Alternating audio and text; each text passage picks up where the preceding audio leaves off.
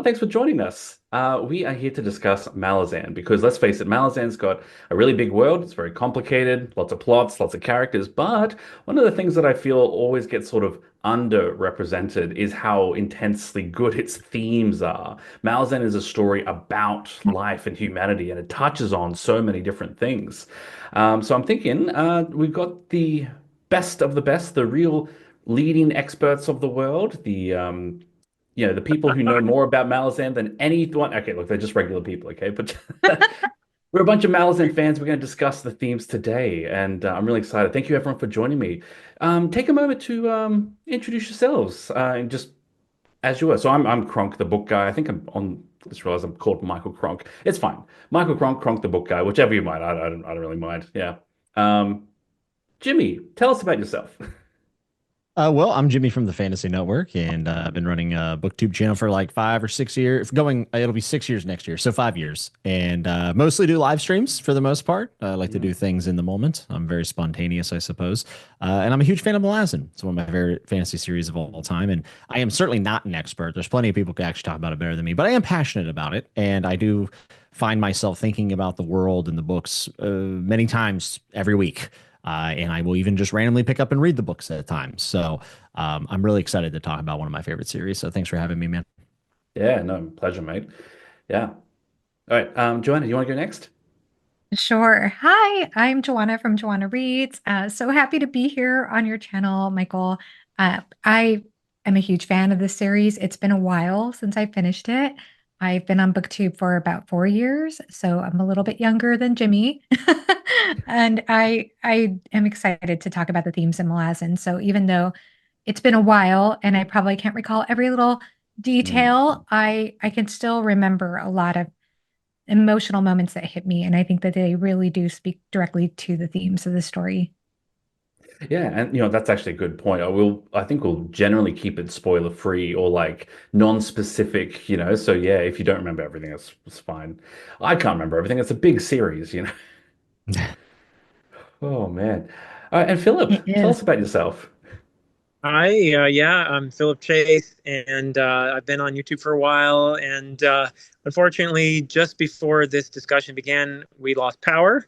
So I'm on my iPhone right now, as long as the battery lasts, and I'm outside because it's very dark in my house. So, and yeah, I mean, I'm just glad to be here. But you can see the dedication, the enthusiasm. I love talking about Malazan.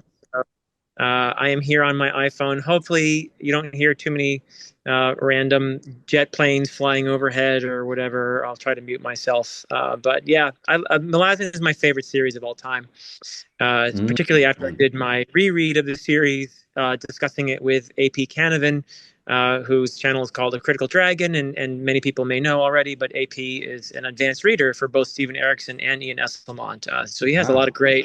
great insights into the series, and it was a real privilege to read the series along with him.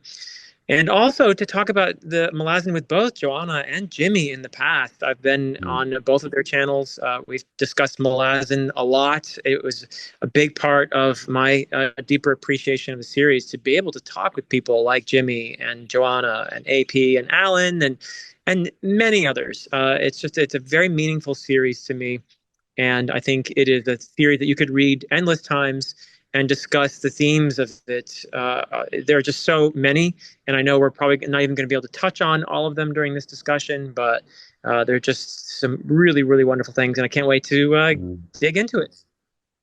Yeah, well said. I was going to say also, your audio quality is fantastic for just being on a phone. Kind of jealous. Wow. Okay. You might have to send I, me your I, phone details after. okay. I mean, it's an iPhone 14 maybe. Oh yeah, I'm not yeah, that'd do sure. it. It's I'm an iPhone. impressed you know that. Yeah, I may be wrong, so don't quote me. No, I get that. Well, thanks everyone. And we should also shout out Alan from Library of Alexandria was scheduled to be here. He had to drop out last minute, but it is totally okay if we make him the butt of every joke for the entire duration of this video. And nah, love to him, but unfortunately couldn't be here. But let's get started. So we are talking about the themes of Malazan, and I know this is sort of a bit of a generic question to start us off with, but like, what is a theme? because I know it's very easy for a theme to overpower the story. It can be too intense in some cases, and also sometimes themes can be a little bit understated. And you're like, well, was there a point to that story? So I don't know. What are you guys thinking? What is a theme, and how do you incorporate it into a story? Bit of a loaded question. Well, it's interesting because I actually asked Steven Erikson about this once, and I loved his response.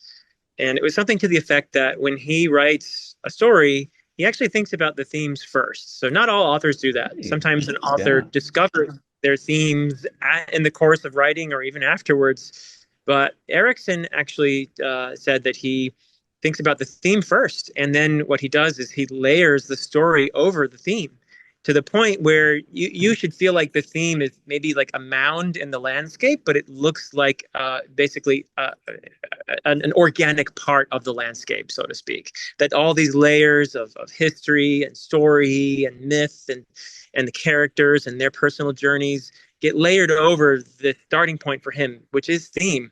And in the case of Malazan, I think it's well known that he was exploring compassion. A lot of times it's simplified into Malazan says, be compassionate, but that's not really what it is. It's really more a very complex, intricate, and varied exploration of compassion and its many forms and the positives and negatives around it. So that is certainly a central theme, you could say, is this Mm. exploration of compassion, which can take many forms and has many effects in the lives of people. Yeah. If I could add to that, Mm. I also had the opportunity to ask Stephen Erickson a little bit about themes based on the conversation that he had had with Philip. And I had asked him what he thought about the idea of themes being on the nose, up front and center versus being a little bit more subtle. And he said he Mm. actually has no problem, at least in literature, with themes being a little bit more upfront. But he feels that from his standpoint, he prefers that themes don't take on an instructional role, like that they're not telling you what to think or how to feel. That he likes to think of themes as more neutral. Themes are aspects of the human condition. And so that the more that you explore the theme, the more that you find that they're how contradictory they are, like how many contradictions Mm. there are, and that they're not so simple. So Philip just pointed out the theme of compassion, which comes out in the series, and it's not so one note that you get the sense of compassion is always good. There are Mm. instances where compassion is challenged. There are challenging ways of viewing that, and maybe it's not always appropriate, or maybe it can be looked at critically at times. There's not an easy answer all the time. And so I think that that's what I loved about the themes in Malazan specifically is I never felt like Stephen Erickson was giving me a cookie cut answer on any of the themes he was presenting. I felt like I was being exploring it. And sometimes you'd explore one theme in one book only to go to the next book and it's explored in a completely different way or in a contrasting way with a different character in a different setting.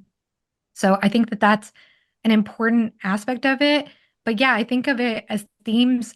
Themes, when I think of themes as, like I said before, something that's central to the human condition. And there can be themes that are very intimate.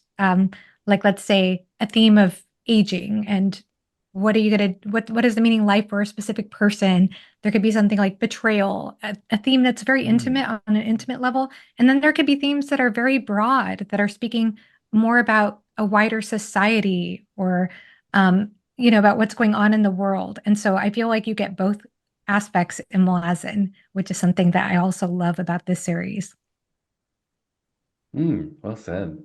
It's actually interesting when you say that, like, the same theme is explored different ways in different places. Because I remember the very first time I picked up Gardens of the Moon, I was about halfway through the book and I was thinking, I don't understand. Are the Malazans the good guys or the bad guys? But of course, because that's how most fantasy works, is very one or the other.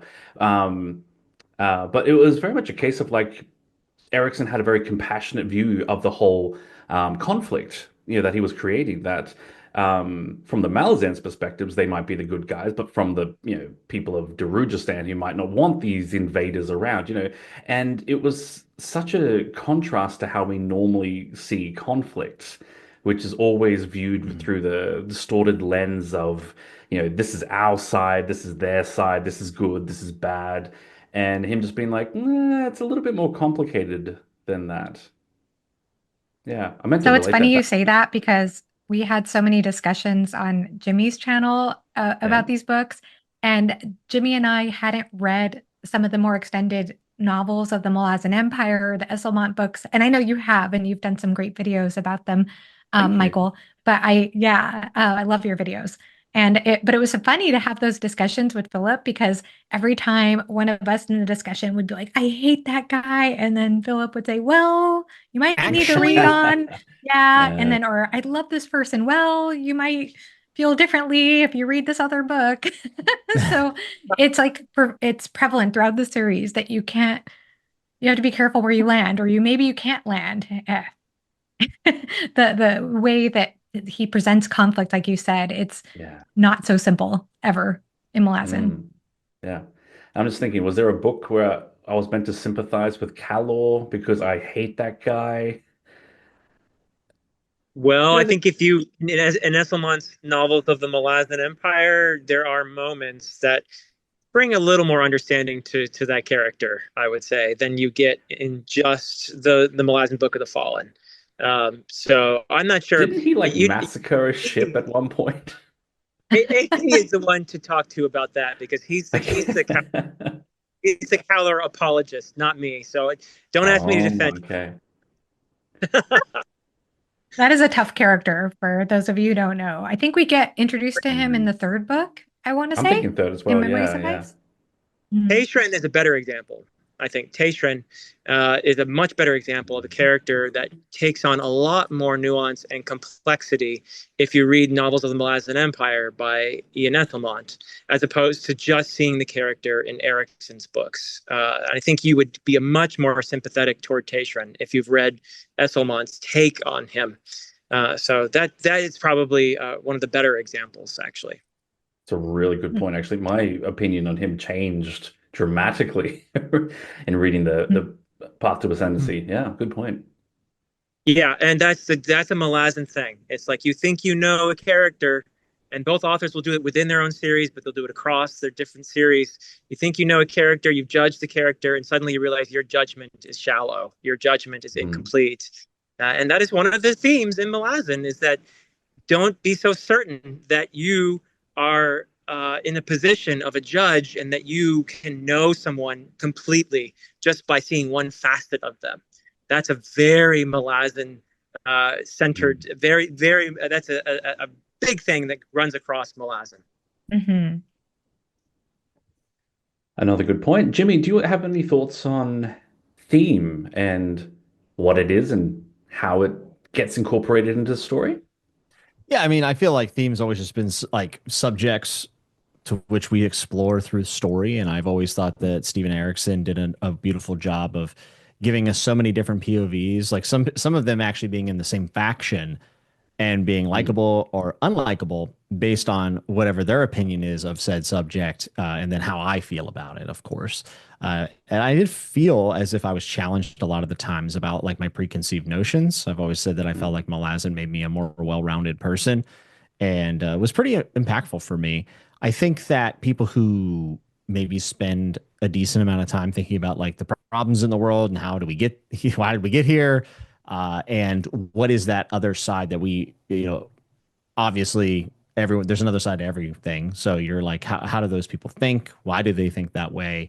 And a lot of time in Malazan, maybe I'm wrong, but I felt like you could really tell that the other side was always trying to do what they thought was right for the most part, or at the very least, selfishly looking out for their best interest, which is kind of hard to fault at some points, especially in certain situations that they find themselves in. So I don't know, the wider range of POVs that we get to see those subjects through, I think, are kind of what makes this thing work, which mm, ironically is one of the things that a lot of people who have read other more traditional fantasy have problems with because there's a lot of POV hopping and mm. you're not following around four people and rotating every single chapter is going to change. It's very different Mm. than that. But I actually think that that was the only choice that Erickson could have done to accomplish what he set out to do. Yeah.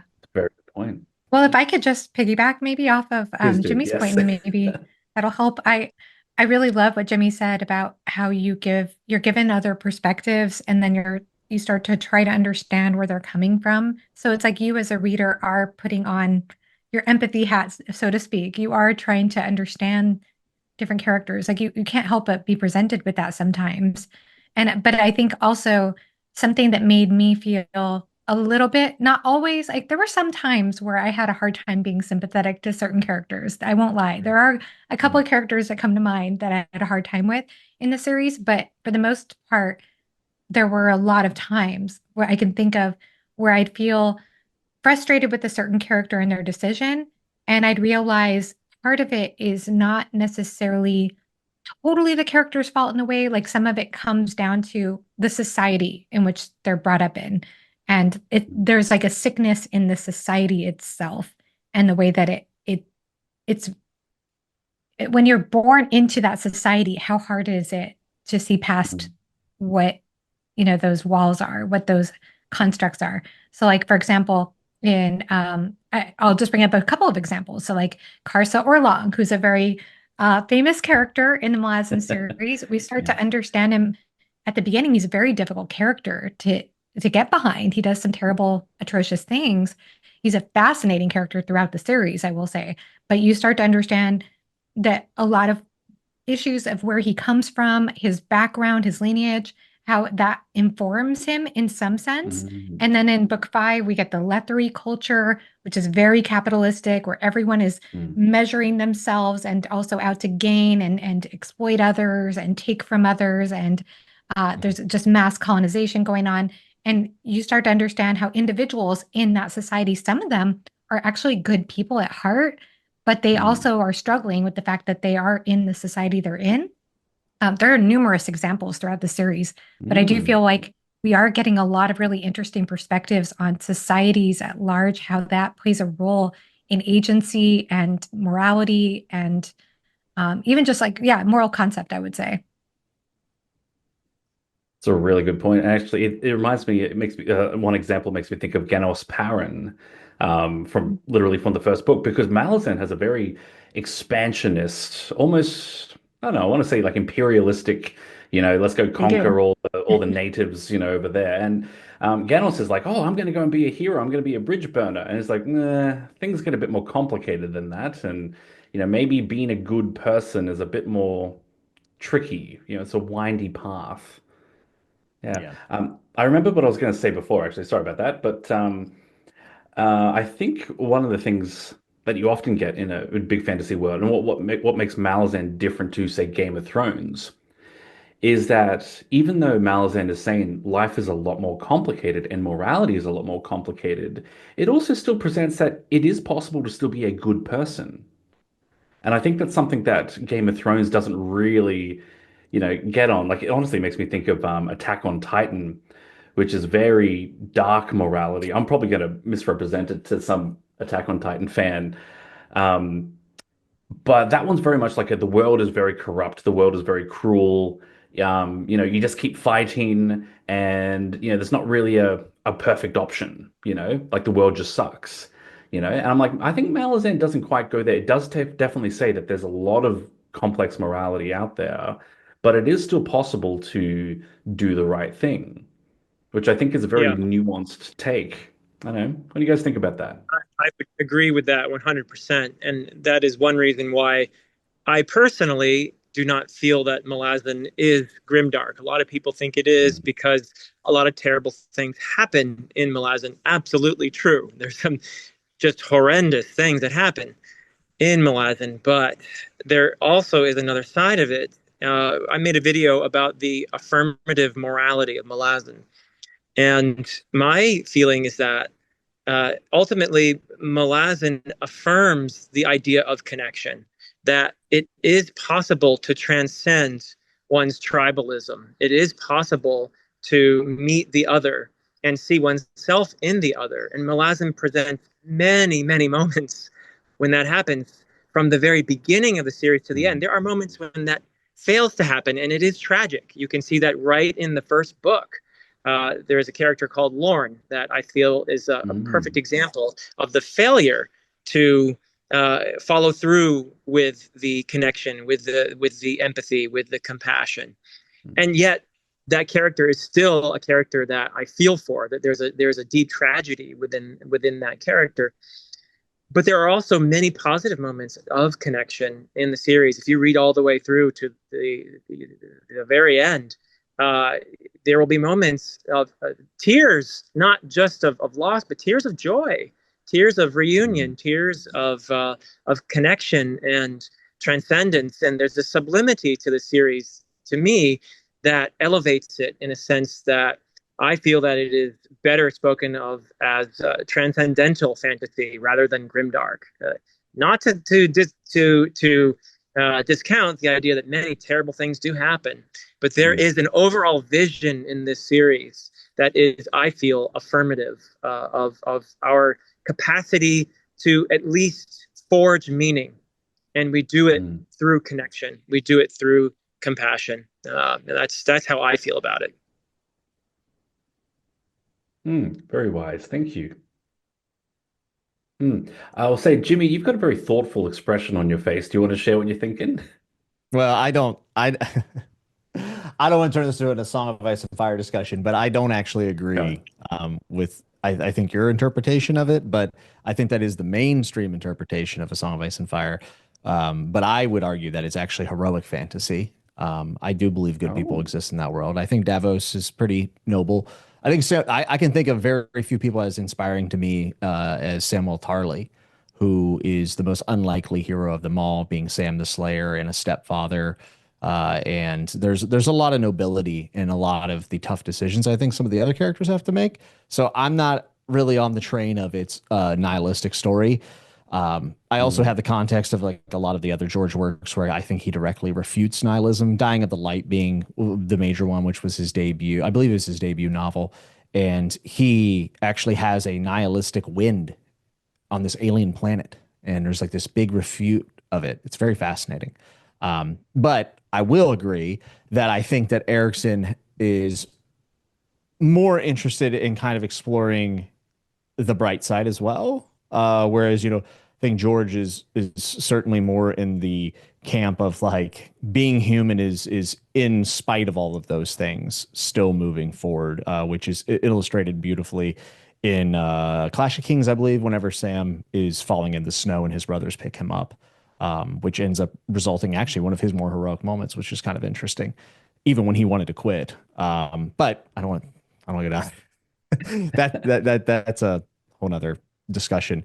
But I personally, I think there's some Malazan stuff that is some of the darkest stuff I've ever read, like very disturbing. And I still think about it. I worry about people who read the series, and I'm watching them approach certain stuff, and I'm like, oh man, I don't know. Now, for me, I can read those things, and I think I've heard Erikson say before that he believes that that's kind of him, like, acknowledging those terrible things that happen to people. And a lot of the stuff in Malazan that is the darkest is stuff that has happened in the real world. And I do think it's noble to acknowledge those things. And I think that they're perfectly acceptable to put into stories. And I don't know if I know of any author who's as intentional or caring than Stephen Erikson. Just knowing him, and well, I should say knowing him as well as I can, with the conversations that I was fortunate enough to have with him. I think he's a very thoughtful person. And I get slightly defensive of it whenever I see people say that, there's certain elements that are just flagrant and inflammatory on purpose to get a reaction. And I don't actually think that that's the case with Malazan. Yeah, I 100% agree with all of that. Yes. And why is that, Johanna? Please tell us. Because I'll just go ahead and add that I completely agree. I feel like I agree with both Philip and Jimmy. There certainly are some beautiful transcendent moments, and I love Philip's video about the affirmative morality. Is that what you said? About adjunct Lorne? Fantastic video that I highly recommend everyone check out. And it's just for Gardens of the Moon. So even if you've just read Gardens of the Moon, please watch that video. It's excellent. So there certainly are instances where, like I said, I did paint the picture of there are certain characters that you meet and you understand their conflicts based on the cultures or societies or even the family lines that they come from. maybe informing some darker behaviors or perceptions of the world. But you do see moments where there are certain moments where characters cross paths with other characters from different sides or from different places, and they're able to transcend those aspects of the self, and they are able to employ some agency and show that transcendental quality that Philip said. But that said, there are some incredibly bleak and dark things that happen in Malazan, and I do get concerned about that too, because I love this series so much. Like it Mm, makes me very emotional still thinking about it. And at the same time, when I think about what I love about Malazan, I don't automatically think about some of those things sometimes. And I know that there is a lot of SA, for example, in the series, like a mm. lot of very, very graphic, disturbing things. Specifically, I think the worst in book 9, which I hate for anybody to start this series and not know that, and not know that it's just, not just one instance or two. It's pretty prevalent throughout the series. So I feel like it's both and and I think that speaks to what I love about the series, though. I feel like it's incredibly prismatic in the way that it showcases not just one side of things, and not just the transcendental side, and not just the bleak dark side, but it shows both. And it does so, like I said, with the themes as well. You don't get just one perspective, you get a dual perspective and maybe another perspective, and then you as a reader are just living with it and grappling with it and exploring it in a very emotional way, I would say. That's a really good point about there being so much essay throughout the series, and that like when I think of Malazan, I don't think about that because I don't want to No, think about neither do that. I. And now I'm Yeah. thinking, oh man, I just did all these videos on Malazan. Maybe I should have emphasized that a bit more. I feel the Uh, same way. I've done so many videos gushing about this series, and then I always somehow it just never comes to my mind. And I'm like, why don't I think to mention that?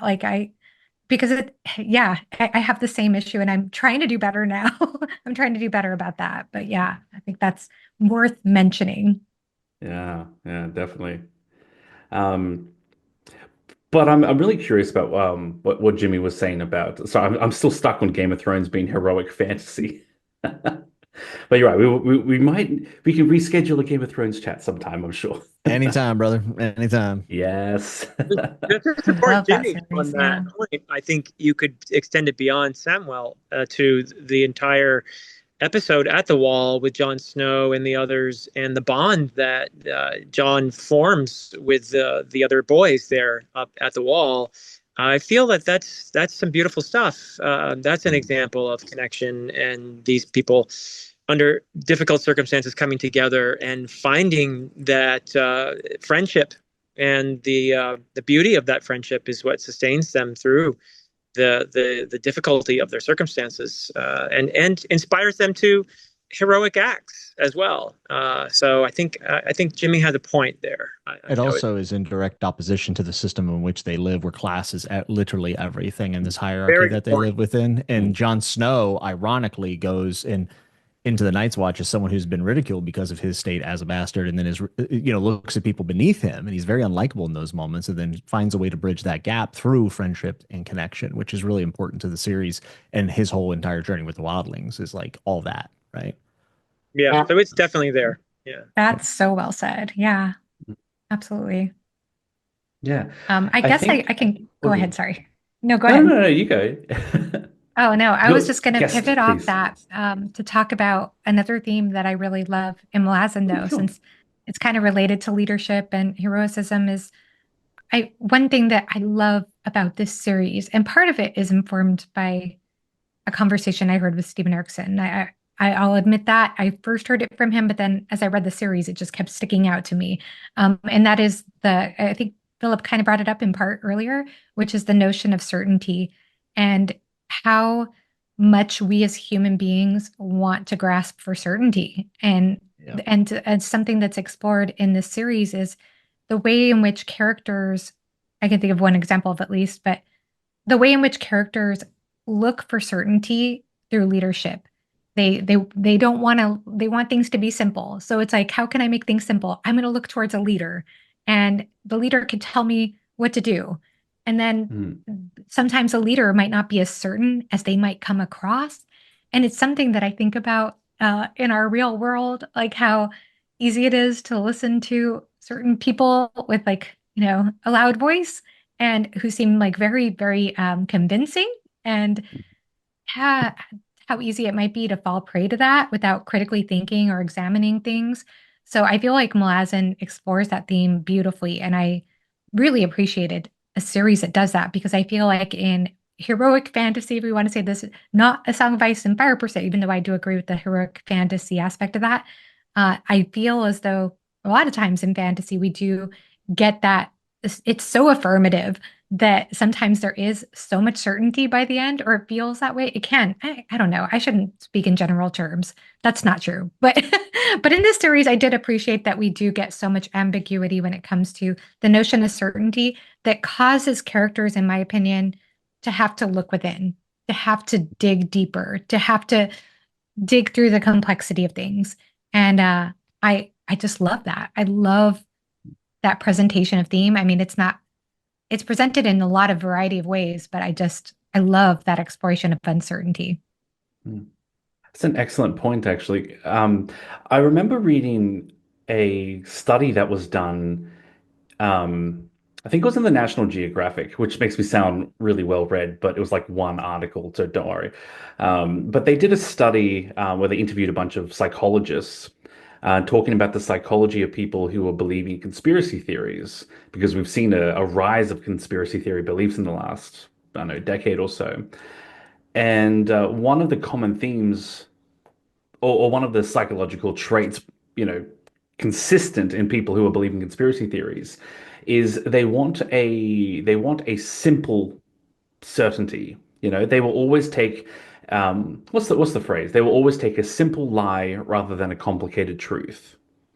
And I think that's what a Mm. lot of people are looking for. You know, I mean, of course, there are conspiracy theories which are just insanely complicated because people like to dress it up with a lot of pseudo logic to make them feel better about it. But you're absolutely right that I think that's something that Malazan deals with, is that um, there is no, we want the comfort of certainty, but often life isn't going to do that for us, you know? I don't think, sorry, this was kind of like I was going to say before about Game of Thrones, because Game of Thrones, there is naivety and purity there, and it often gets really punished.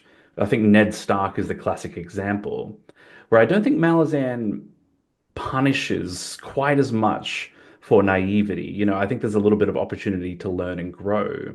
So if you don't have, if you're trying to claim certainty, you're trying to be sure about everything, a lot of the characters learn that over the course of the series.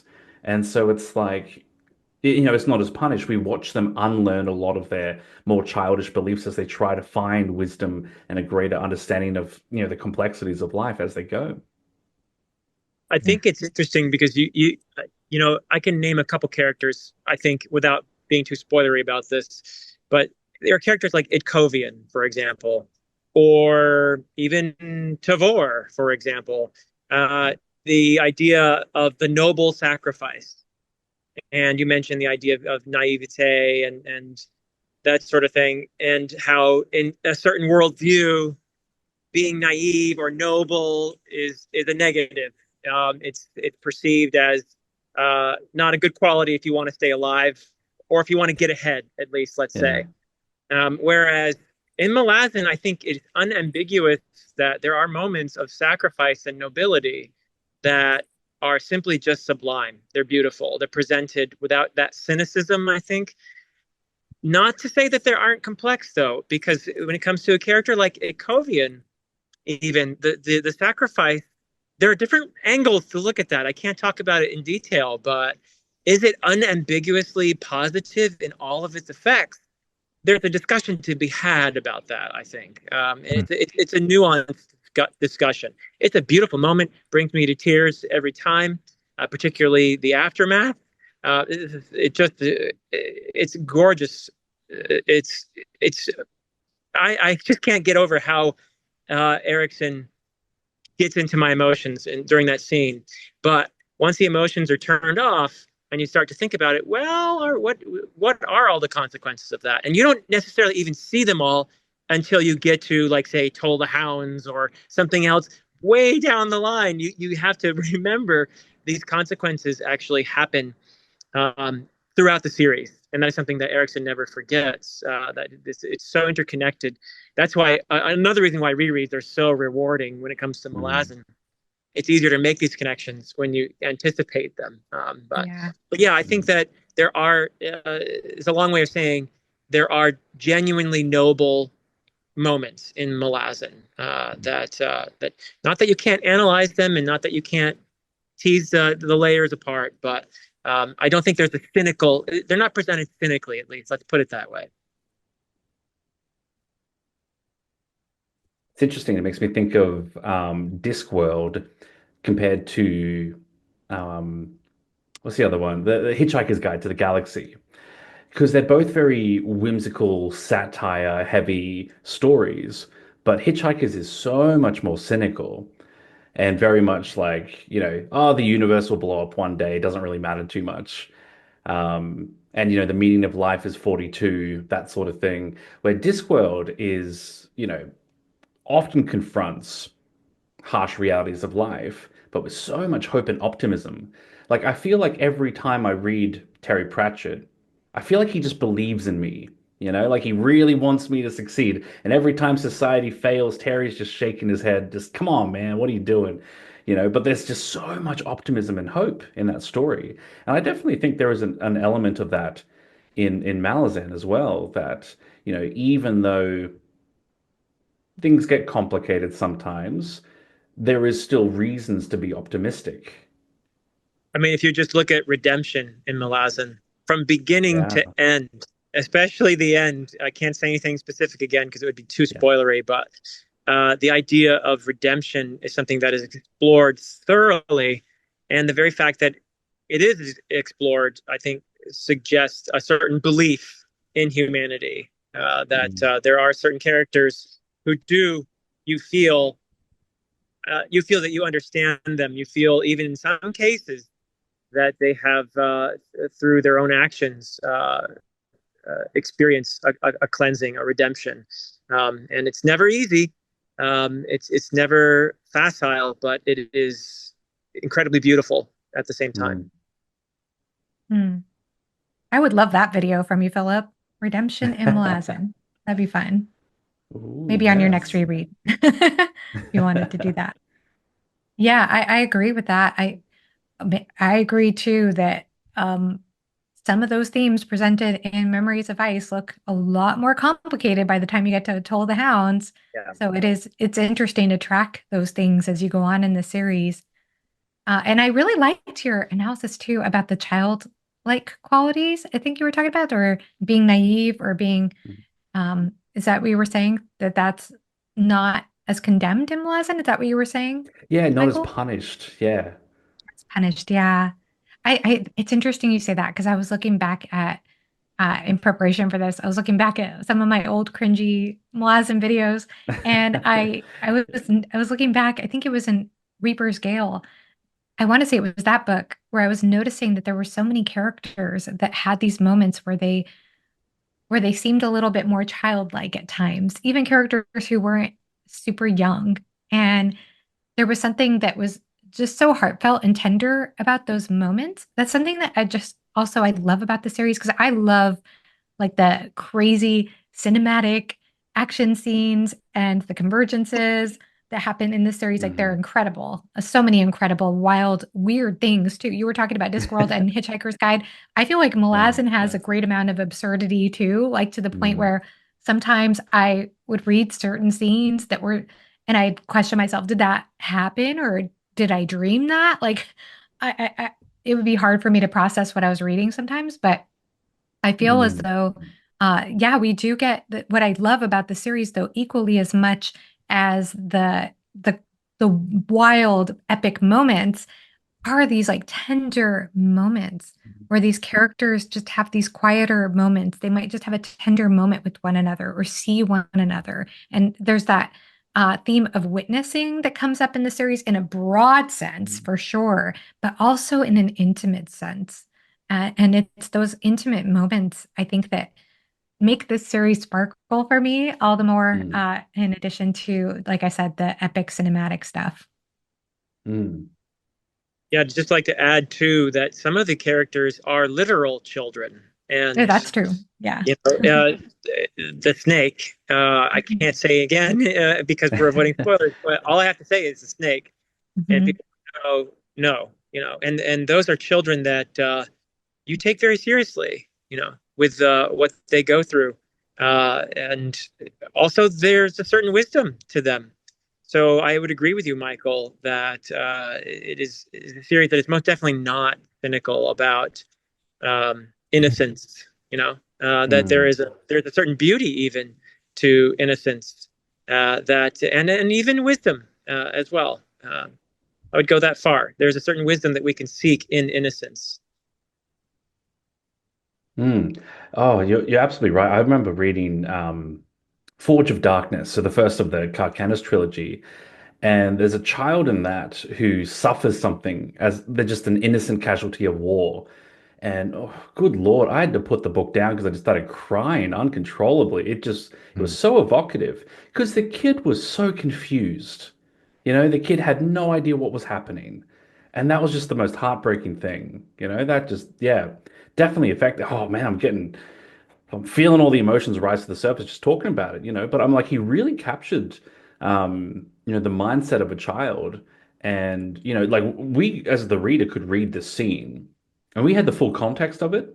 And, we knew who the other people were, who these people were, we understood their motivations and all that. And the kids just started there, hasn't had any of that background stuff. And I'm like, that is, um, compassion to an extreme level, I think, being able to empathize with a situation like that and actually speak up for children.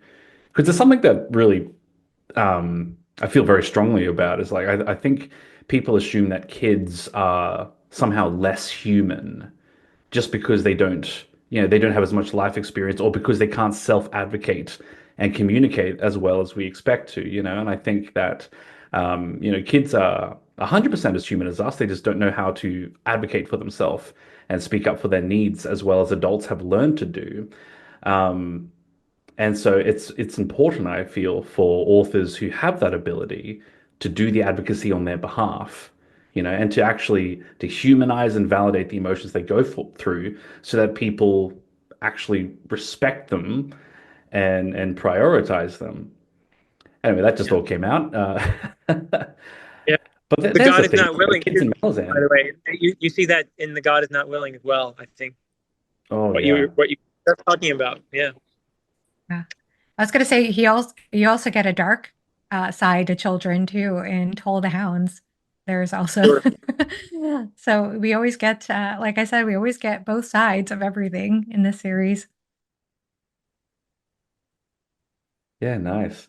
Um, Well, another theme that I was thinking of, we were talking about belief momentarily. And speaking of beliefs, is I think that Malazan talks about religion a lot. And I think it's a really wise way that both authors talk about religion because it is a little bit cynical, I think very much like an atheist perspective in many ways, but it's also compassionate and finds that balance. Oh, look at that, Mhm. Philip dropped out. I Maybe he got his imagine, electricity back. I'm That's thinking the plan. maybe Maybe. his telephone died, possibly. I think that's Who possible. knows? Yes. We will brave on. Um, but yeah, I don't know. I'll cast a vague question. What are your thoughts on how Malazan represents religion? And feel free Mhm. to share to your heart's content. Well, I think it's part of the greatness of Malazan is the variety of which we see in cultures and Hmm. its people, and that is absolutely the case with the religious aspect. And there are some religious practices in the world that seem odd or gross at times that aren't exactly easy to swallow. But you do Yeah. feel like people actually believe that in earnest, which is Mm. pretty cool to see written. Especially, I would say that the fantasy genre is very critical of religion a lot of the time, not all the time. There's a strong amount of authors who are religious. I'm not trying to say there isn't, but a lot of times the church is the bad guy in fantasy. We've seen that over the years, I think. Whereas this, I think it's more about trying to understand, and then also the cool aspect of it. I mean, there's some really interesting stuff that goes on there. I think belief, though, like maybe a little bit broader than just the religion aspect, is like the idea that like people that can become almost deified or like ascendants or whatever, like they don't have to agree to it, right? Like they don't have to be like, that's what I want. I'm getting it. It's like, whoa, whoa, whoa, everyone's starting to like believe in me. And like you see like this elevation from it. I think that that's one of the cooler parts of Malazan and belief. Hmm. Yeah, I would agree with that too. I feel like, oh, Philip, you're back. Hi. We were just talking about belief and religion in Malazan, and Jimmy Cool. brought up some great points about that. I'm trying to think if I have anything to add to that. I mean, certainly there are a lot of really interesting discussions to be had and really interesting take on gods and gods interacting in the world, gods seeming there's also this concept of ascension where characters can become ascended. There's a lot of really interesting layers to spirituality in Malazan. Some of them I'm not sure I 100% understand, but there are some really interesting perspectives about that. And I would say, yeah, gosh, I don't know. I'm trying to think of how to talk about it without going into spoilers because there's a lot that's like very Tricky, isn't spoilery. it? Yeah. Comes to Yeah. gods and religion in this series. But I did love, I'll just go ahead and say this as a side note. I did love like the theme that comes up the most in my memory right now is in Toll the Hounds.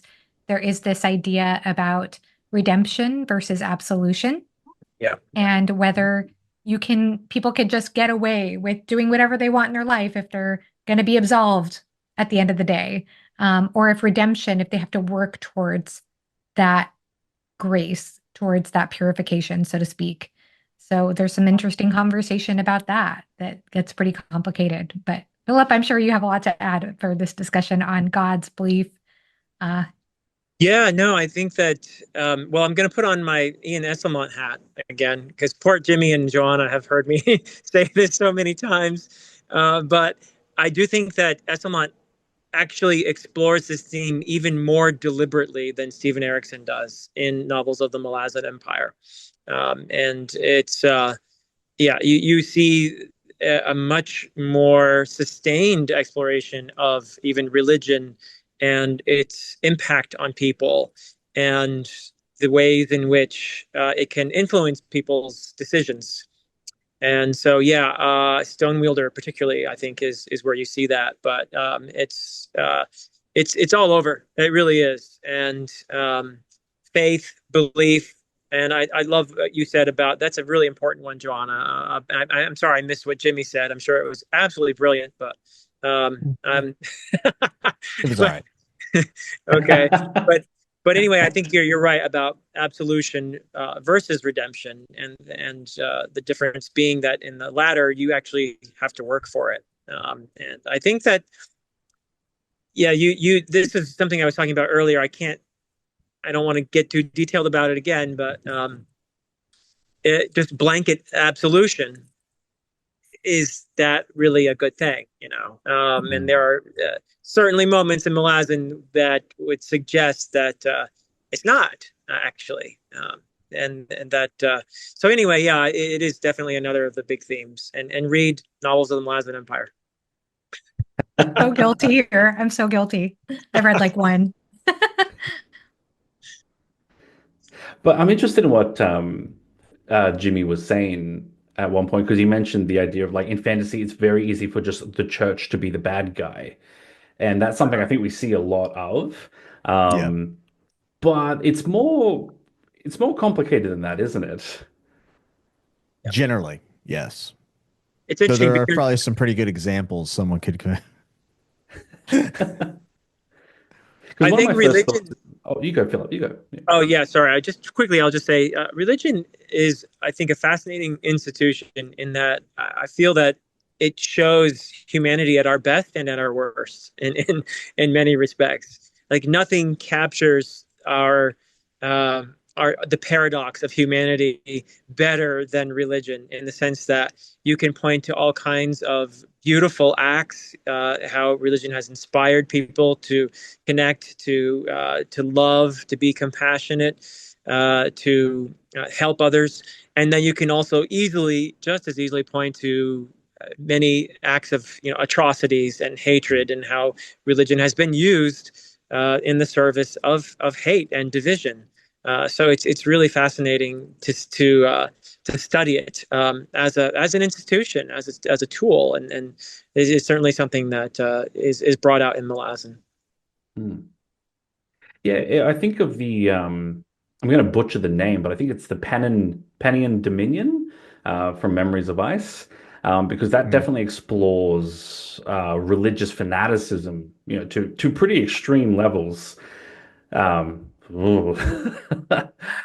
Um, but I think it's something that I think that's a really important thing to explore, religious fanaticism, because it's very easy to paint with a broad brush. I feel like it's very easy to like I think a clear example would be like Christian nationalism is is a big danger in many ways. Like nationalism is always a huge Yep. danger. But like adding a religious justification to it as well, it's where people start blindly following leaders. It's definitely something that I think writers should criticize as much as they can, by all means. But I think it's also very easy to then generalize and just dump all religious people in the same camp as Christian nationalism. Like, nah, no, that's not accurate either. And I think it's Right. important to always try to grasp the complexity, that there are individuals. There are always individuals within groups, and I think especially like if you're a writer trying to do that, you've got to show the individuals. Mhm. Yeah. I know. I So that's totally agree with that. Mhm. That's just my I would own agree. personal journey. It's like I'm a former Christian, and I'm now an atheist, and I think it's very easy for me to almost be prejudicial towards religious people, and it's something I'm trying to work on and improve on, because I know there's definitely common pitfalls within religion, but it's also important to I almost want to say judge people on an individual basis, or at least, not prejudge them, something Yeah, I'm you learning, and should. I think Malazan definitely, explores that better. Definitely, definitely. Sorry, thoughts on that, anyone? No, Oh, I just I thought it was well agree. said. Yeah. Yeah. Yeah, Yep. I would say that Malazan would be an ideal series for someone who is trying to accomplish that, though. I mean, I am also a former Christian now. Whatever I am, I don't know, atheist, agnostic. I don't know what it matters. I guess to me, it just doesn't matter.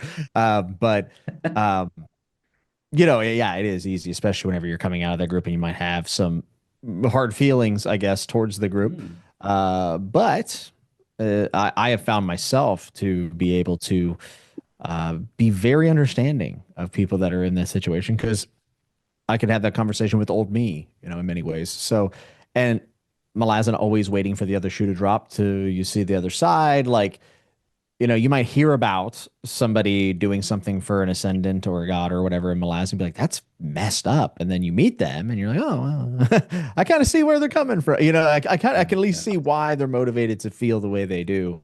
And I do think taking everyone as an individual basis is probably a pretty good idea, right? And that's one of the things that I would say Black Company did that Erickson definitely pulled from, in the sense that the Black Company are on the wrong side of the war, actually, whenever it all begins. And really, you could think about them as the bad guys if you really wanted to, but then you begin to understand that each person is their own individual and they have their history and lineage. And Hmm.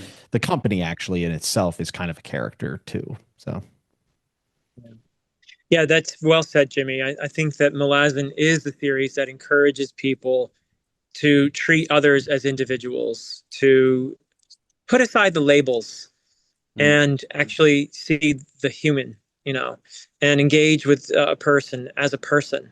And that is mhm. something I love about it. And it's something that it encouraged me to explore more in my own writing. I think it was a big influence for me in writing my third book in my own trilogy. And what I did in there, I feel like Erickson, reading Malazan, Book of the Fallen, gave me sort of permission in my mind to go places where I might not have gone previously.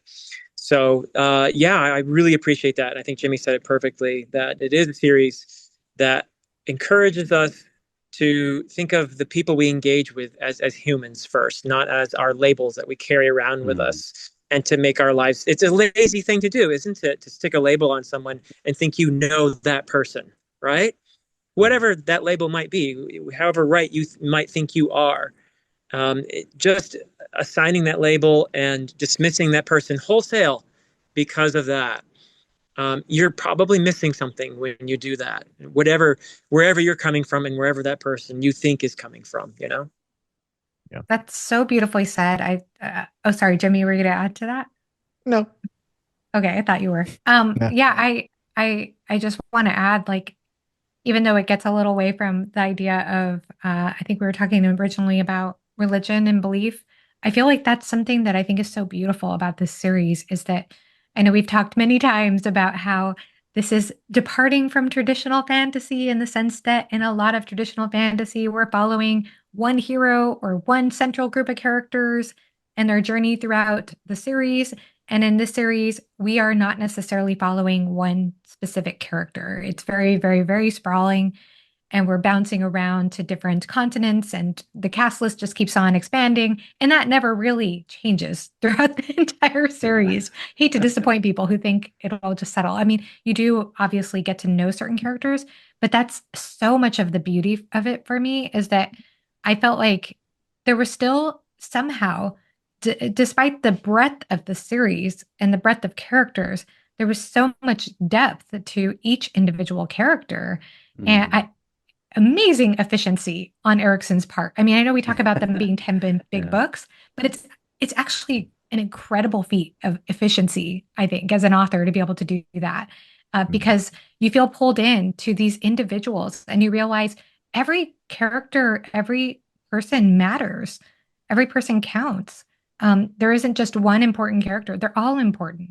They're all important. And I feel like that speaks to me in my heart quite a bit, especially as one of the themes that related to this somewhat, maybe not entirely, that really got to me in this series, really got to me was I guess the theme of like numeric measurement that's brought up in the Lethery culture in book number 5, Midnight Tides. There's so much about this culture that speaks about the language of debt and trying to get one on the other person, trying to take advantage of the situation as much as possible. And everything is about numeric value and about exploiting the weak and taking over land. And it's terrible.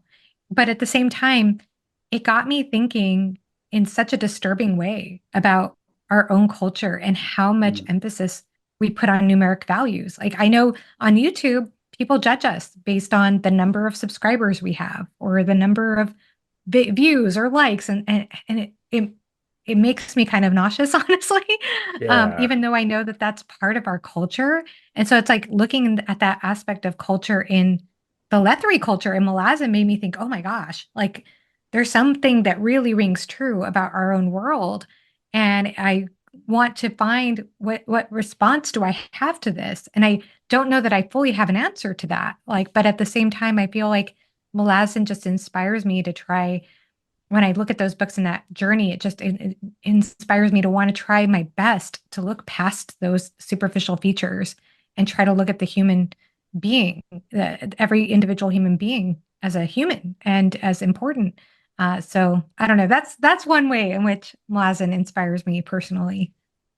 Yeah, that's really well said, Johanna. And just to piggyback off that just a tiny bit, Erickson has no business being as good as he is at introducing characters at any point in the series. Like totally new characters you meet, you know, in any book you want to name, you'll find a new character. And before you know it, you feel like that is a whole person, that is a human being that you're engaging with there. It's just astounding. That's breaking the rules, right? You're not supposed to introduce a brand new important character in the 5th, 6th, 7th book of a series like that.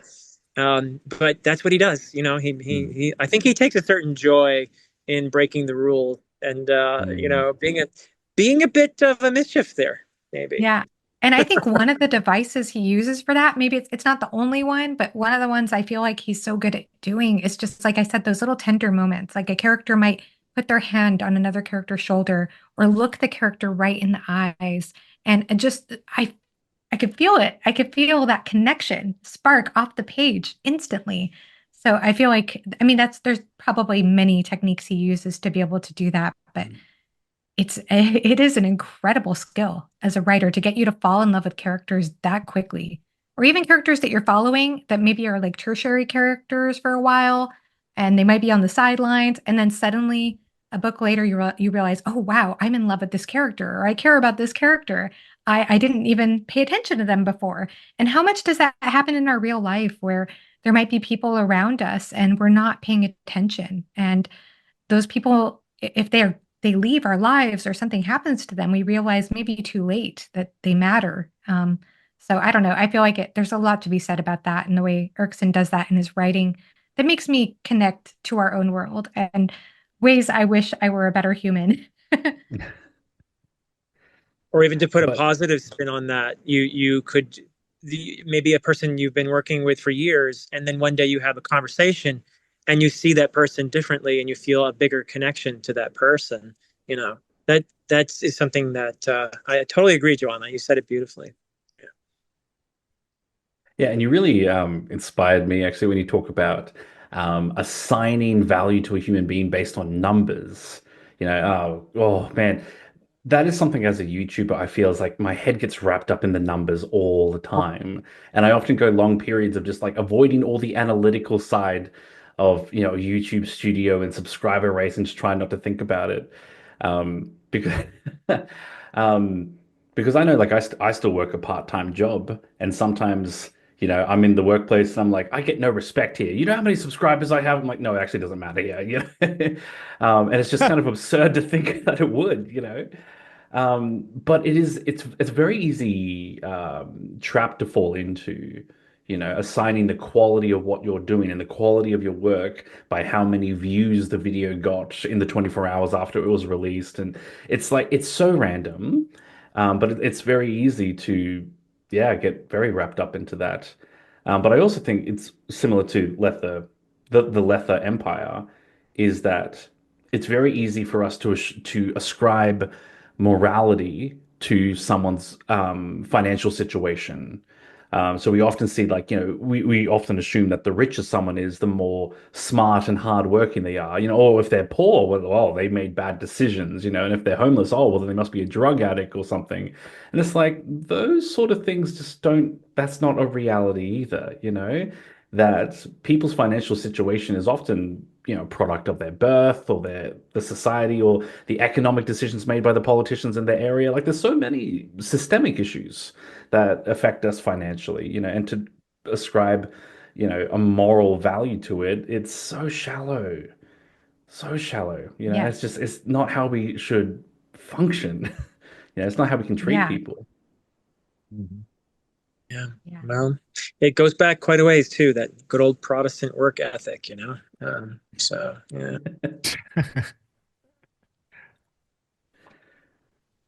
I killed the vibe with that one. Sorry, that was. No, no, it was beautifully said. No. I'm sorry I'm Thank not you. responding more. No, I no, loved you're what you okay. said. Okay. Yeah, no, I think it's so beautifully said. And there's just so much to say about that. How I think something that I appreciate about the Malazan world that's a little different than our world is characters learning to see each other, learning to care about each other. And it's not always based on their achievements, because we are very achievement based, like, oh, look, they achieved this, then they deserve love, and that's the Lethery measurement way of seeing things. But I like that, in Malazan, you get true connection. And that's not where true connection is, right? I mean, true connection in Malazan is characters seeing each other. Really, I think that the witnessing thing just comes up for me again. Yeah. Yeah, and it's not just about what all that number stuff is about is when you reduce people to numbers, you make it easier to exploit them.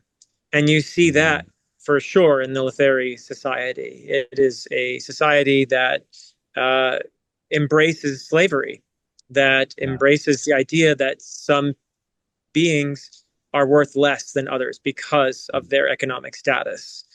And that is something that I think is very worth looking into, how we use numbers and data and value in order to attribute value. And it's actually a sickness, I think, of a sort that is explored, I think, quite adroitly and with considerable nuance.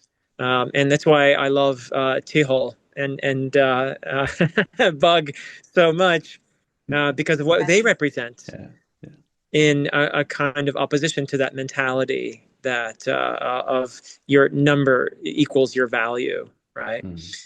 So Yes. Love those characters so much. Did you love them, fan by the way, favorites. Michael? I bet you loved them. Yeah. Oh, yeah, definitely my favorite comedy duo. Yeah, for sure. And I love, sorry, I don't want to spoil, but like their dynamic in book five is great, but then the way that their dynamic shifts into book seven, so cleverly done. It's literally a highlight of the series for me. Yeah.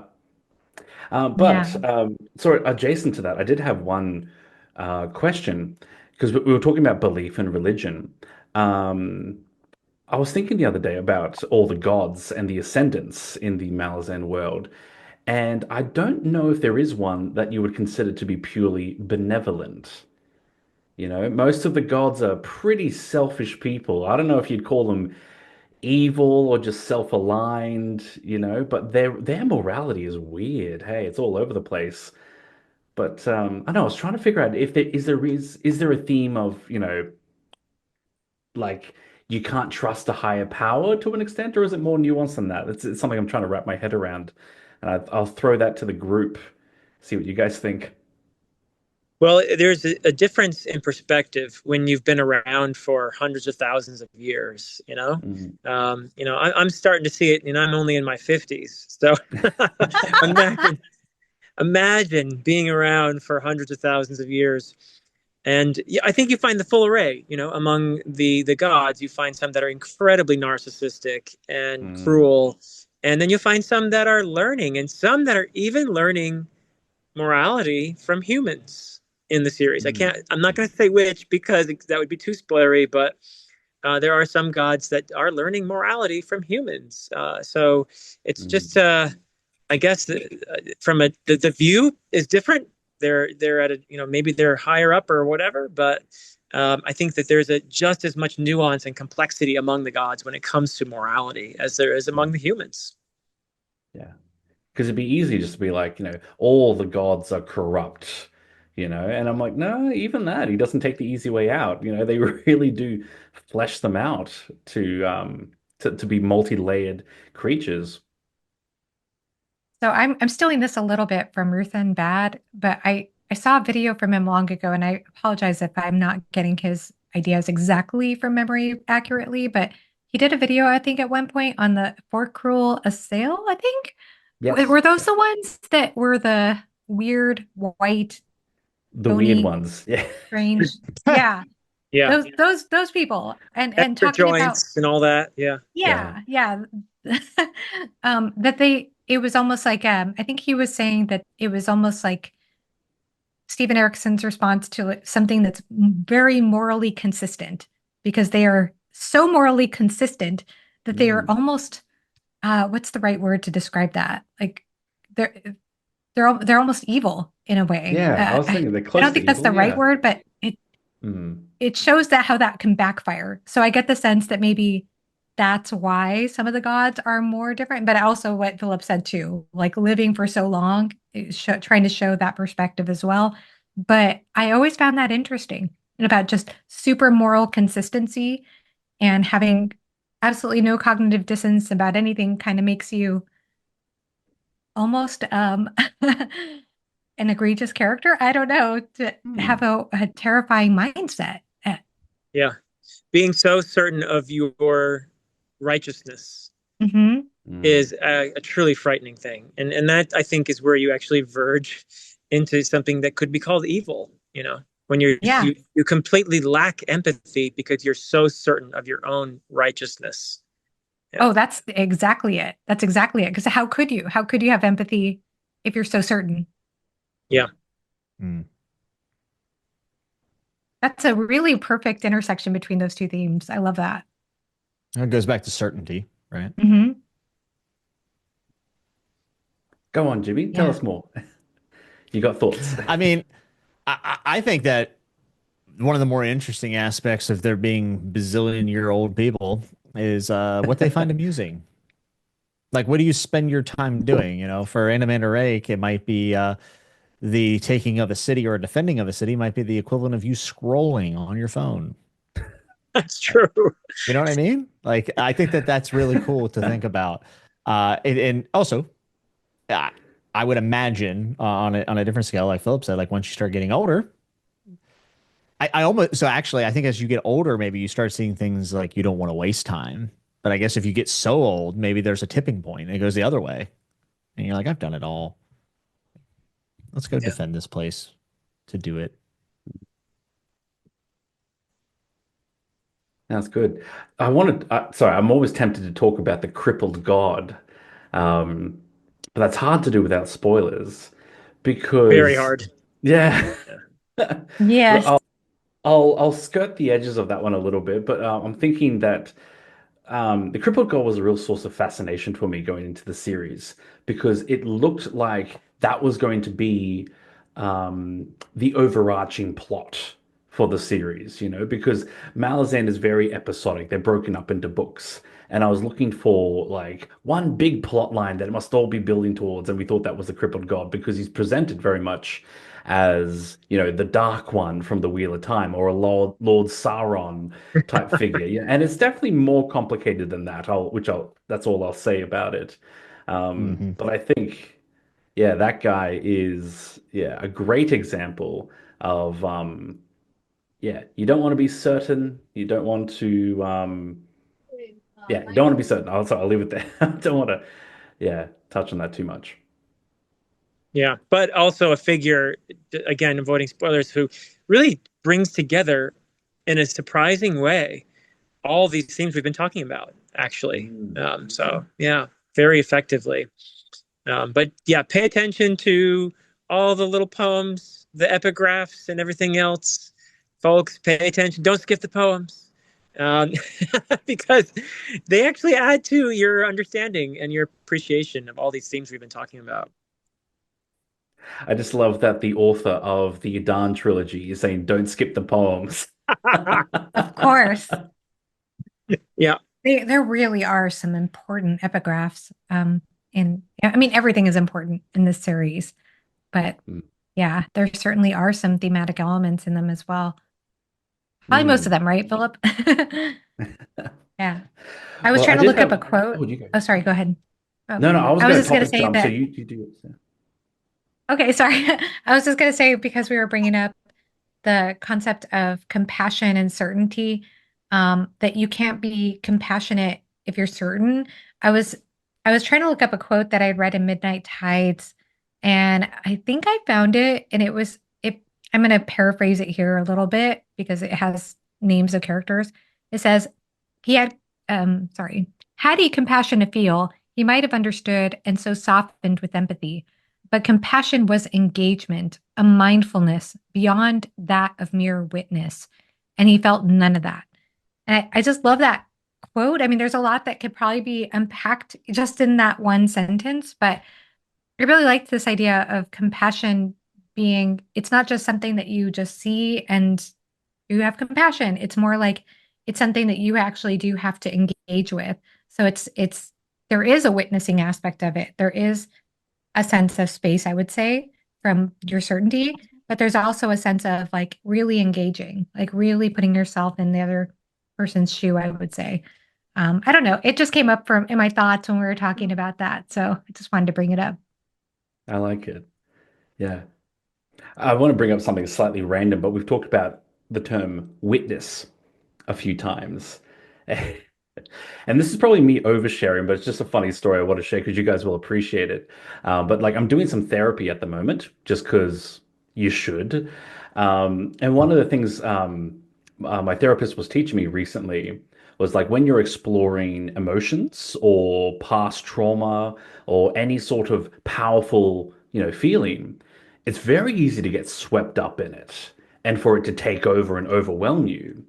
And my therapist was like, no, no, no. When you're sitting with your trauma or you're sitting with your feelings, you don't feel it, you witness it. And I was like, oh, Mm. witness, like Malazan. I know exactly how to contextualize this. And it literally just became like a nerdy motivator for me. But it is a powerful thing. Like to witness something is you're not necessarily involved. You are just outside. But that's actually a really great place to be. Whether it's witnessing yourself or witnessing society or other people. And I think about the way that, witnessing is used in Malazan is that um, when you are a witness, you have to pass on what you've learned to someone else, and then they become a Hmm. witness as well. And there's almost like a civic duty, or like a social responsibility when you're a witness Yeah. to accurately pass on what you've seen, and to not change it in the story's retelling, but to actually, try to have that compassionate perspective of seeing all sides to it. And because it's interesting because like in many ways, like as witnesses, are we historians? It's like, I don't know, do we see ourselves as historians? Like how does that work? So it's a funny concept. Hmm. I don't know. I don't really have a Yeah. question to put that into, but just like if you guys want to discuss that, that'd be great. I do think it's a responsibility of being human. One might say it's actually one of the fundamental things about being a human is that we do witness everyone else's little moment in the sun, as when we revolve around just a couple times, it feels like, and that witnessing those things and remembering them is super important. It's another reason why, like, scrubbing history of figures is in my opinion abhorrent. I think it's horrible. And it's erasing the witnesses, right? And sure enough, if you do that long enough, it will work, which is frightening. So I think it is a responsibility, and I don't know if we're necessarily historians, but we're something like that. I think we're spectators, we're participants until we're no longer. Well said. It is a sacred responsibility to remember. It really is. That's all we have, right? Like for all of us, now we have YouTube channels, so we've impacted thousands of people at this point or whatever, but like eventually no one will know who we are. Like no one will know who I am. And that only continues on and in my memory, and I'm not super concerned about that, by the way, but my memory will Yeah. only last as long as people, tell the tale. Hmm. Yeah. That's Yeah. very Pratchettian. I know Terry Pratchett says, Oh, is it? um, what's the exact quote? I think it's like, a man has not died while his name is still spoken. Mm. Hmm. That's a good quote. I like it. Yeah, I think I'm getting it wrong. I think there's like a word or two out of place, which is I'm gonna nitpick about. But yeah, that's the gist of it. Yeah, and it's something I see because I'm in a few Discworld fan pages, and one of the common things you see in Discworld pages is people will post whenever they've lost someone. And they'll say, oh, my brother died this week, or even just like, my pet cat died this week, you know, and people commemorate that together in Discworld because it's very much they're not gone while their name is still spoken, Hmm. and it's like the ripples of impact from your life, is still a sign of your life having been lived, and as long as that's around, you're still making an impact.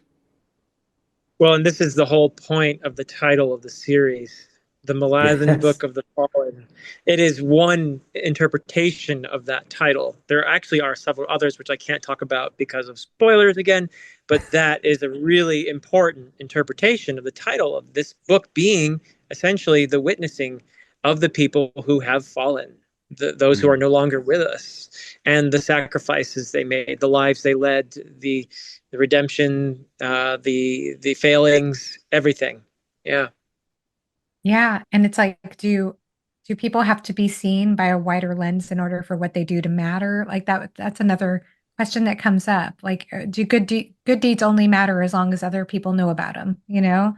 Hmm? Um, so But I have to say though, I think that is beautiful that you're able to process that through therapy and be able to like have that space around you, like you said.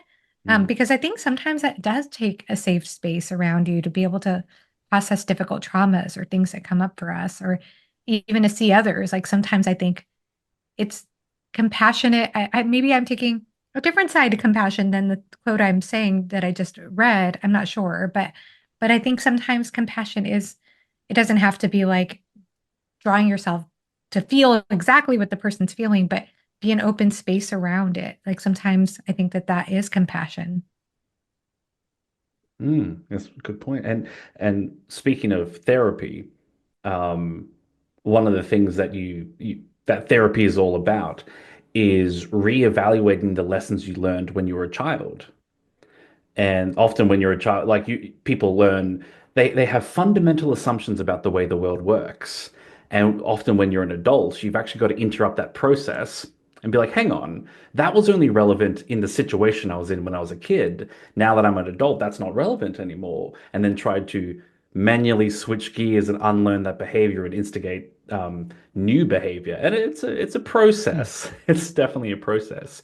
But that's one of the reasons why witnessing is so important to even while you're exploring your emotions, to have a sort of emotional distance where you're looking at things objectively and trying to consider and rationalize, even like applying logic to a emotion problem to try to understand it better. Yeah, it's a lot of work. Yeah.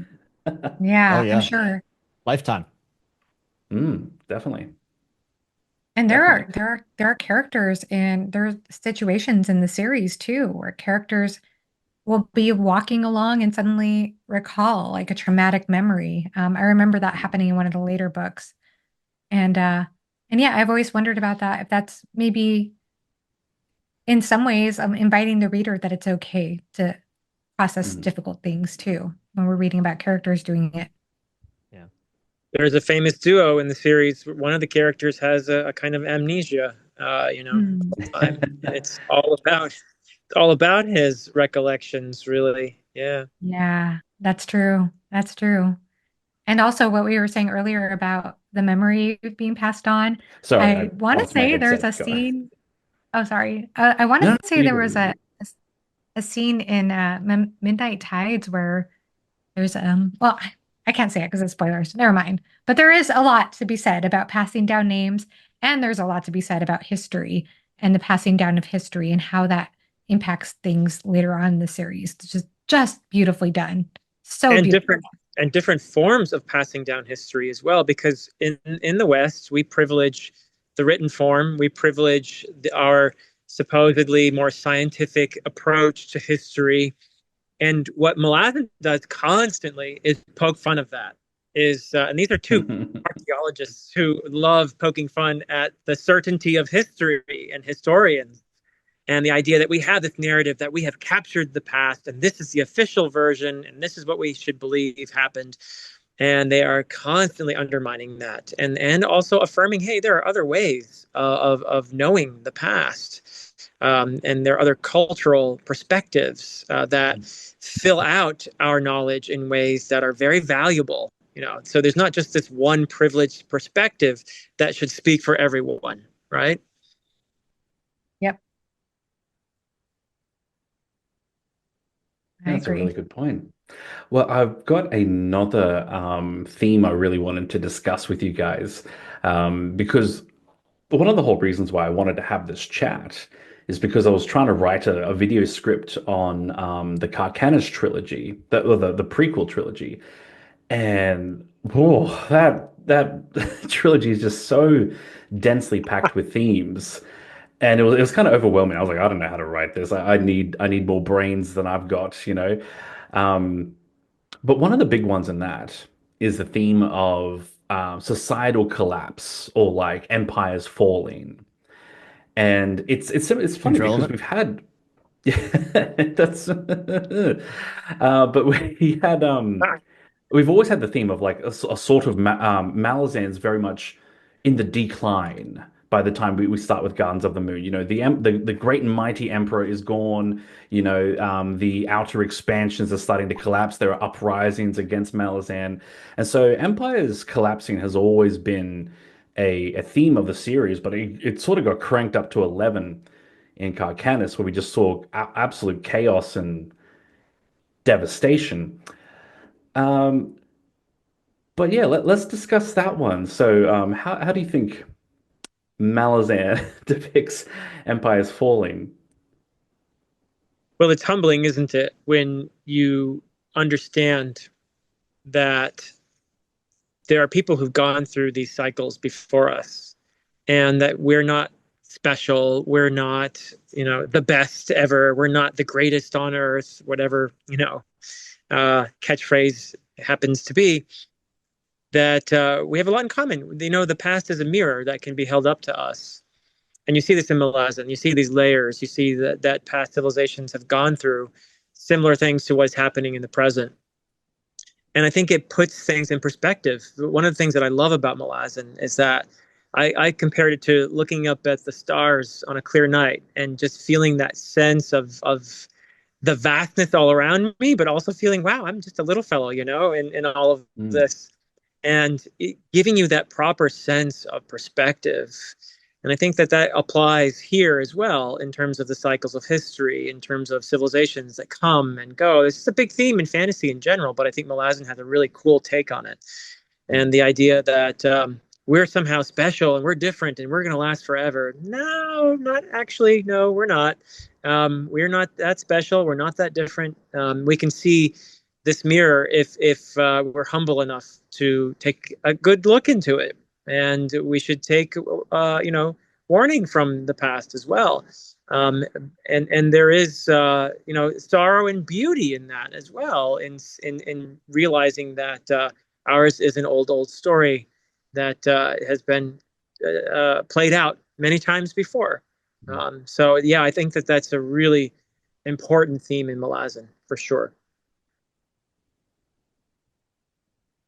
Yeah, definitely. I was just going to say, one of the biggest things that you can see, though, is like a breakdown of communication and how much that matters, especially when it comes to leaders and different forms of leaders. And there's clearly not pure transparency within the orders of the ranks and who's being sent to do what and why certain people are considered outlaws or whatever else. That there's almost like a narrative that is like up front, like what the official Malazan stance or mission is, and then there's the silent like mission that people have been sent on. And in that miscommunication, I think that in many ways probably leads to some of the biggest problems that the empire ends up having. And I mean, I certainly at times do not like the Malazan Empire at all. But then there's also times where you see you see a place where they're like skinning people or killing dogs, and you're like, oh God, maybe I almost wish the Empire were here at this moment. Yeah. Like, or do I? And then it makes you reflect, and you're like, oh, like, what's that say about me? I don't know. Do I deserve to judge the culture of this place or whatever? So, yeah, I mean, do you guys ever feel like the Malazan Empire tried to go too far? Like, I feel like they tried to expand too much. Oh, for sure. I think that there are many instances of abuse and bureaucratic heartlessness that results in the deaths of. I mean, you can see it right in Gardens of the Moon. Right early in Gardens of the Moon. Yeah, yeah. Certain character, I'm sure that they were very sorry about it afterwards, but. Yeah, well, it makes you wonder though, like what the mission is after the mission has been complete, because like essentially it exists for the sole purpose of conquering.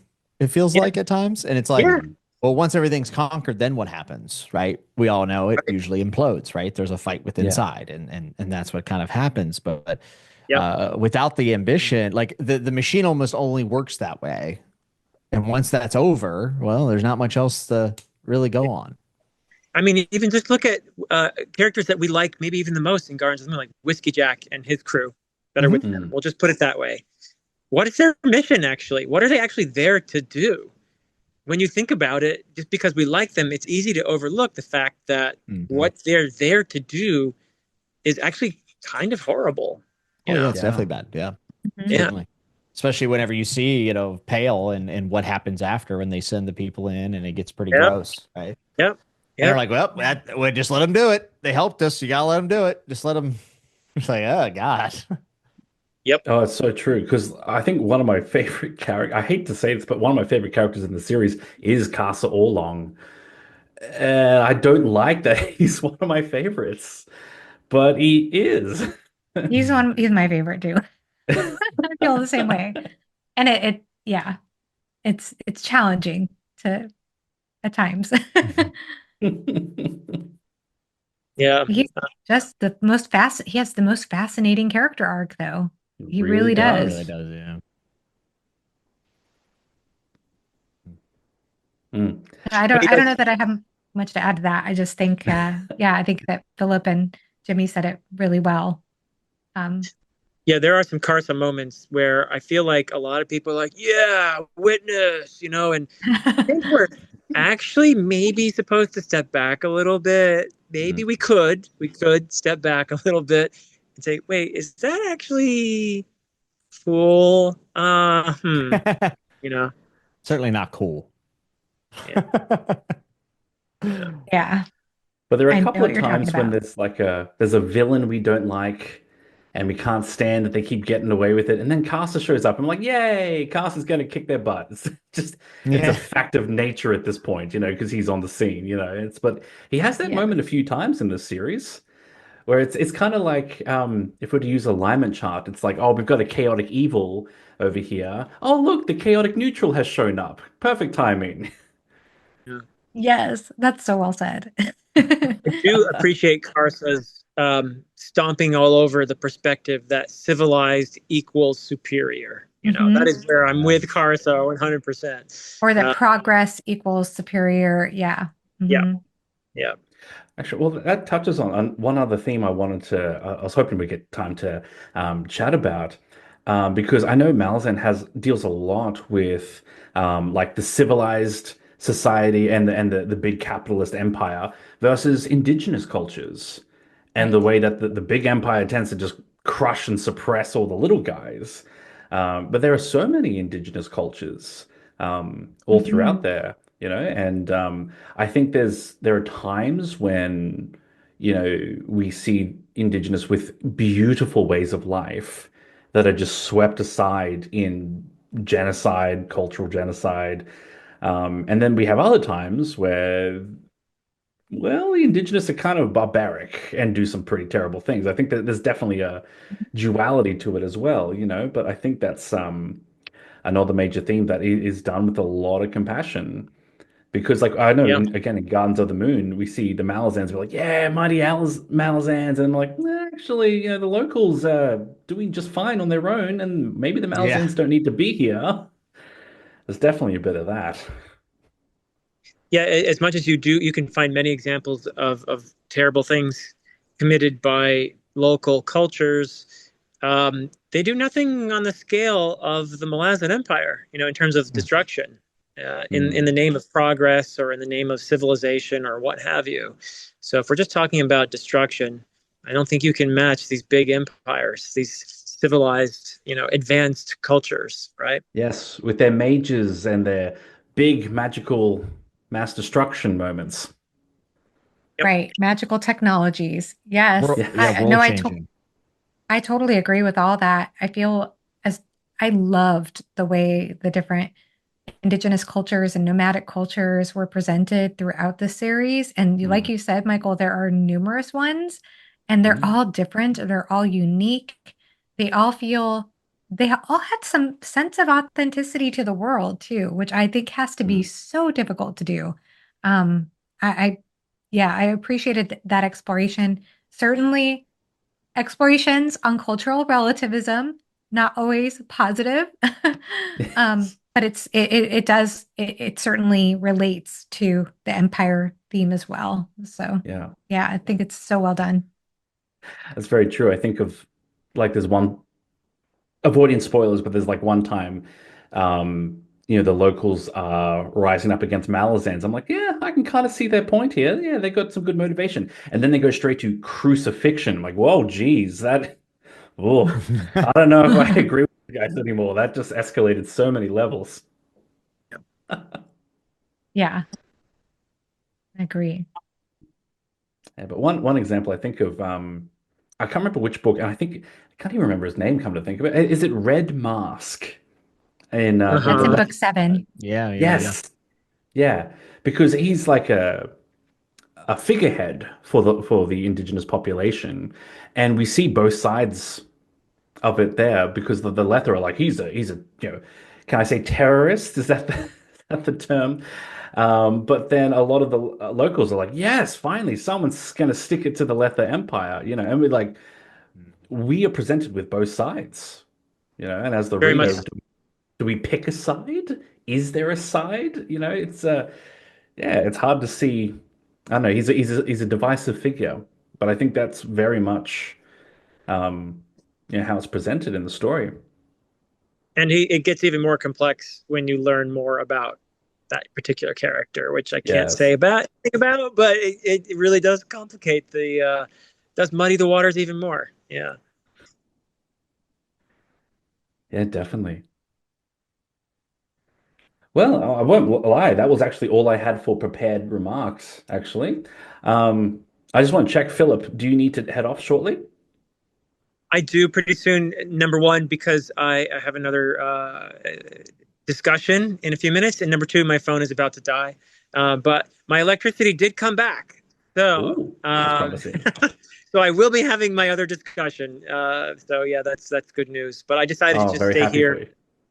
yeah, so I wouldn't miss any other moments from you guys. But yeah, I'm happy to stick around for if we're wrapping up or whatever.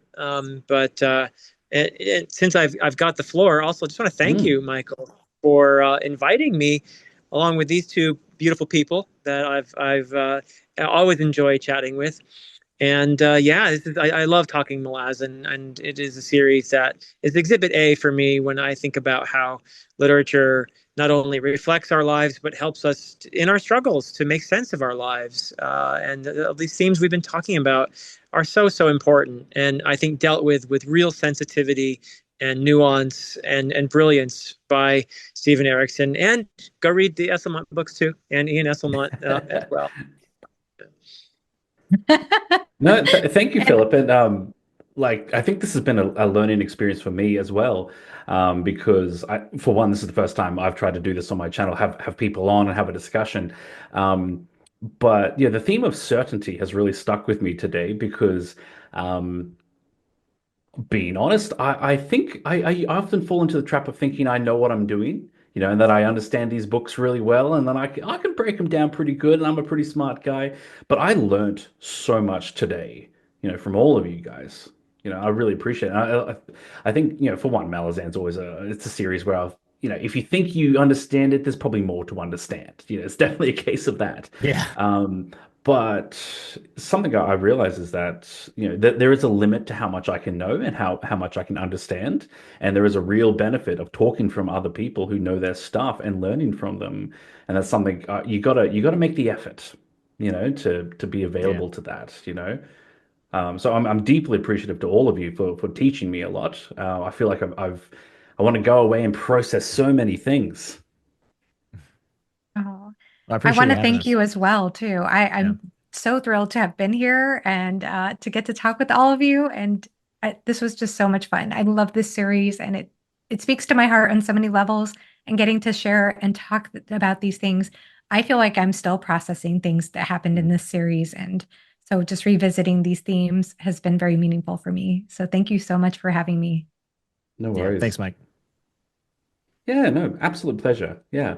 We'll have to do it again sometime. But yeah, we'll wrap it up there. But I'll just say to the people watching, I strongly encourage you to subscribe to these guys if you haven't already and go check out their content. Because as you would have seen in this chat today, they're smart people. They know what they're doing. They really know their books, and they got a deep love for what they're doing. So if you're not going to subscribe to all of them, just pick one. Just pick one. Just follow through. Go watch some of their videos and enjoy what they're doing. Because these guys have my fullest respect.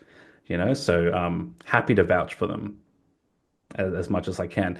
Very kind of I you. think that's all for my prepared remarks.